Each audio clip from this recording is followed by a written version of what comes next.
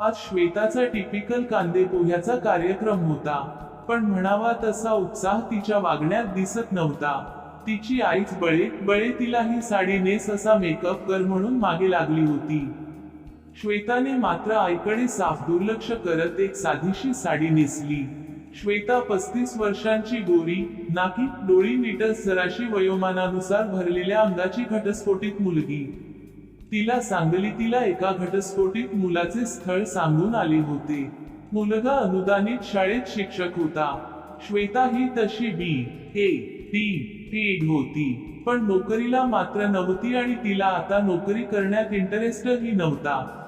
मुलाकडची मंडळी आली. सुशांत शेलार मुलाचं नाव होतं. तो ही गोरगोमटा धिप्पाड शरीर यष्टीचा मुलगा, वय 35. जुजबी विचारपूस झाली आणि श्वेता बाहेर आली. सुशांतने तिला नजर वर करून नीट पाहिलेही नाही आणि श्वेतानेही त्याला पाहण्याची तसदी घेतली नाही. सुशांतच्या आई बोलल्या. सुशांतच्या आई, दोघांना काही बोलायचे असेल तर बोलू द्या एकांतात. श्वेताचे वडील, हो का नाही, शेवटी संसार त्यांना करायचा आहे. हो नाही करत गच्चीवर पाठवले दोघांनाही. दिवस मावळतीला आला होता. मस्त गार वारा सुटला होता. उन्हाळ्याचे दिवस असल्याने गार वाऱ्याचे झोत मनाला आणि शरीराला सुखावत होते. श्वेता आणि सुशांत मात्र खुर्चीवर अवघडून बसले होते. काय बोलावे ते दोघांनाही सुचत नव्हते. शेवटी श्वेताने बोलायला सुरुवात केली. श्वेता, माझ्या विषयी तुम्हाला सगळे काकांनी सांगितलेच असेल तरी काही गोष्टी मला क्लिअर कराव्याशा वाटतात. मी स्पष्टच बोलते. मी एक स्वतंत्र विचारांची व कोणत्याही गोष्ट घेताना प्राईस टॅग न पाहणारी, 2-3 महिन्यातून पार्लरला जाणारी व कोणाचाही शिरजोर सहन न करणारी पटकळ मुलगी आहे आणि हो, व्यसनी माणसांचा मला तिटकारा आहे. जर तुम्हाला कोणतेही व्यसन असेल तर ते आताच सांगा. तिच्या बोलण्यात कडूपणा स्पष्ट जाणवत होता. तिच्या कटू अनुभवातून तो आला असेल कदाचित. ती खाली मान घालून बोलत होती. हे ऐकून सुशांत तिला निरखून पाहत उत्तरला. सुशांत, मला एक व्यसन आहे, ते म्हणजे पुस्तके वाचण्याचे. दुसरे कोणतेच व्यसन मी करत नाही आणि हो, मला वाटत प्रत्येक माणसाने स्वतंत्र विचारच असावा आणि प्राईस टॅगच म्हणाल तर ते मी पाहत नाही. असं म्हणून तो निघून गेला. श्वेताला वाटले याला आपल्या स्पष्ट बोलण्याचा राग आला. हा आपल्याला नकार देणार हे तिने गृहीत धरले होते. मंडळी निरोप देतोस म्हणून निघून गेली. श्वेता चव्हाण, हुशार व सुंदर मुलगी. मस्त पंचकोनी कुटुंबात वाढलेली. एक बहीण व एक भाऊ.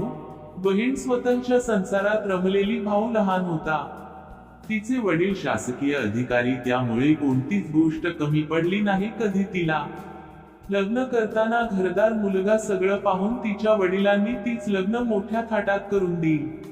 पण नवरा पक्का व्यसनी आणि जुगारी निघाला. खोटे बोलण्यात तर त्याची रोज दारू पिणे व जुगार खेळणे हे त्याचे ठरलेले. जेव्हा श्वेताला हे सगळे कळले तेव्हा अवघ्या 4 महिन्यात तिने त्याला घटस्फोट देण्याचा निर्णय घेतला. या 4 महिन्यात त्याने श्वेताला रुपया दिला नाही. उलट श्वेताच्या आई वडिलांनी श्वेताला पैसे हवेत नको पाहिले. त्याला बायको नको होती, तर श्वेताच्या रूपात त्याचा संसार चालवणारी व त्याच्या गरजा पूर्ण करणारी एक मशीन हवी होती. श्वेताने कोर्टात केस घातली. कोर्टाच्या वर्षभर पायऱ्या झिजवून त्याच्याकडून नुकसान भरपाई मिळवली. अर्थात यात तिला तिच्या आई वडिलांनी साथ दिली. आता श्वेताला दुसरे लग्न करण्यात रस नव्हता, पण आई वडिलांना व भावाला ती किती दिवस त्रास देणार होती. तिची काळजी आई वडिलांना लागून राहिली होती. श्वेताच्या आईचा तिच्यावर जीव होता, पण ती चिडली की श्वेताला सगळे तारतम्य सोडून बोलत असे आणि आईचे शब्द तिच्या जिव्हारी लागत. त्यातूनच BP आणि थायरॉइड सारखे मानसिक टेन्शनमुळे होणारे विकार तिला जडले होते. श्वेता या घटनेमुळे स्वतःचा आत्मविश्वास गमावून बसली होती. ती घराबाहेरही जास्त पडत नसे. या दुःखात तिला विरंगुळा व साथ ही तिच्या लेखणीची होती. ती सुंदर कविता व कथा लिहित असे व ऑनलाईन टाकत असे. श्वेताने दुसऱ्या लग्नाची तडजोड करण्याचा निर्णय घेतला होता, पण आज सुशांतशी जे ती वागली होती त्यामुळे श्वेताने त्याचा नकार गृहीत धरला होता. पण प्रत्यक्ष घडले भलतेच. 2 दिवसांत सुशांतचा तिला होकार आला. मग काय श्वेता व सुशांतचे लग्न अगदी साध्या पद्धतीने पार पडले. श्वेता मात्र आतून खूप घाबरली होती. कारण पहिल्या लग्नाचा कटू अनुभव गाठीशी होता तिच्या. ती सोलापूरहून सांगलीत सासरी आली. खरं तर पहिल्या लग्नाने केलेले वर्मीघाव अजून ती विसरली नव्हती. ती अजूनही त्या धक्क्यातून बाहेरच पडली नव्हती. आणि आता ती दुसऱ्या लग्नाला सामोरी जात होती. सगळे सोपस्कार पार पडले आणि या नात्याला श्वेता आणि सुशांतवर खरा अर्थ देण्याची वेळ आली. श्वेताला दूध घेऊन सुशांतच्या रूम मध्ये पाठवण्यात आले. श्वेताचे मन मात्र या नात्यात पुढे जायला तयार नव्हते. सुशांतने दूध घेतले व तो बोलू लागला, सुशांत, हे बघ श्वेता, माझी अवस्था ही तुझ्यापेक्षा वेगळी नाही. मीही अजून मनाने हे नाते पुढे घेऊन जाण्यासाठी तयार नाही, तर तू आणि मी मनाने जोवर तयार होत नाही तोपर्यंत आपण थांबू. तो असं बोलला व खाली चटई अंथरून झोपला. श्वेताच्या उत्तराची वाट न पाहताच कदाचित त्याने तिच्या मनाची होणारी तगमग हेरली होती व तोही अजून त्याच्या पहिल्या नात्यातून मिळालेले चटके विसरला नव्हता. श्वेताने मात्र सुटकेचा निश्वास सोडला. ती महिन्याभरातच सुशांतच्या घरात रुळली. तिची व सुशांतच्या आईची चांगलीच गट्टी जमली. सुशांतच्या बाबाशीही तिचे चांगलेच जमत होते. पण सुशांत आणि तिच्या मधला संकोच मात्र कमी होत नव्हता.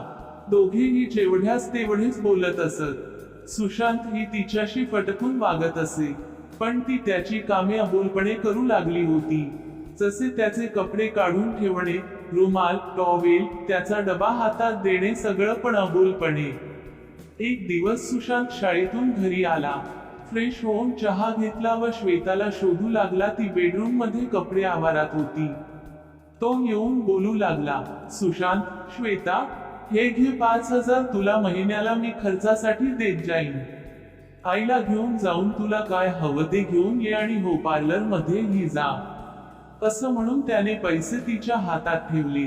ती मात्र सुशांतकडे पाहतच राहिली. ते पाहून सुशांत म्हणाला, सुशांत, असं का पाहते आहेस माझ्याकडे? तूच तर लग्न अगोदर म्हणाली होतीस ना की मला पैसे लागतात आणि अजून लागले तर मग. तो अगदी सहजपणे म्हणाला.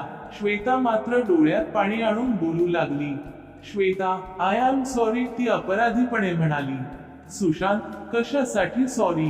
तो आश्चर्याने तिला पाहत म्हणाला, श्वेता, मी तुम्हाला त्या दिवशी तस बोलायला नको होतं. खरं तर मला आलेल्या कटू अनुभवाचा तो परिपाक होता. जेव्हा माझं पहिलं लग्न झालं तेव्हा प्रत्येक मुलीप्रमाणे मीही खूप सारी स्वप्ने उराशी बाळगून सासरी गेली. पण तिथे माझ्या सगळ्या स्वप्नांचा चुराडा झाला. तो व्यसनी त्याने मला 4 महिन्यात रुपयाही दिला नाही ना. माझ्या कोणत्या गरजा पूर्ण केल्या आईनेच मला सगळे पुरवले त्या दिवसात. पण मला आईकडे पैसे मागण्याची लाज वाटायची, पण पर्याय नव्हता माझ्याकडे. त्याला बायको नाही तर माझ्या रूपात पैसे कमावणारी मशीन हवी होती. म्हणून तो नोकरी कर म्हणून मागे लागला, कारण त्याला त्याच्या व्यसनांमध्ये माझा व्यत्यय नको होता.